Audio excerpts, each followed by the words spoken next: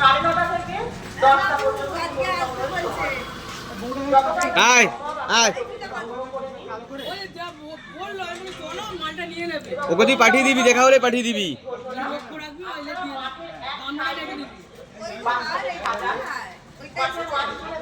হ্যাঁ আয় বাবু চলে মাঠের ডান দিকে বাচ্চাদেরকে সাজানোর ব্যবস্থা করুন। মাঠের মাঝখানে